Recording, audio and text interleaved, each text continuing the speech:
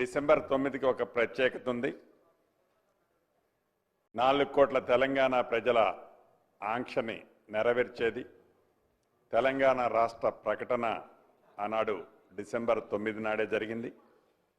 అదే రకంగా యూపీఏ చైర్పర్సన్గా శ్రీమతి సోనియా గాంధీ గారి పుట్టినరోజు.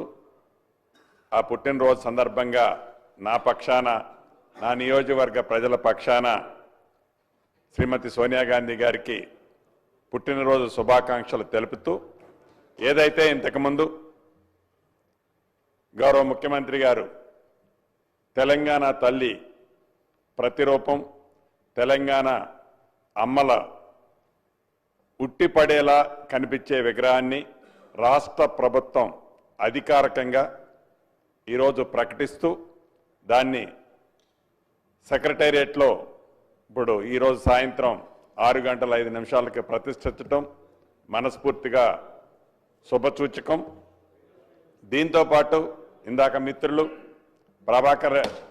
పొన్నం ప్రభాకర్ గారు చెప్పినట్లు అన్ని కలెక్టరేట్లలో, అన్ని ఎస్పీ ఆఫీసుల్లో, మండల స్థాయిలో ఉన్న ఆఫీసుల్లో కూడా తప్పకుండా ఈ విగ్రహాలు ప్రతిష్ఠించాలని గౌరవ ముఖ్యమంత్రి గారు చెప్పినట్లు ప్రతి డిసెంబర్ 9వ తారీఖున పెద్ద ఎత్తున ఈ పండుగని జరుపుకునే దాన్ని పూర్తిగా నేను సమర్థిస్తూ మరొక్కసారి రాష్ట్ర ప్రజలందరికీ కృతజ్ఞతలు తెలుపుతూ, అదే రకంగా శాసనసభ్యులు అందరం ఇదే హాల్లో 1 సంవత్సరం పూర్తి చేసుకున్నాం. డిసెంబర్ 9 నాడు, పోయిన సంవత్సరం డిసెంబర్ 9 నాడు ప్రమాణ స్వీకారం చేశాం.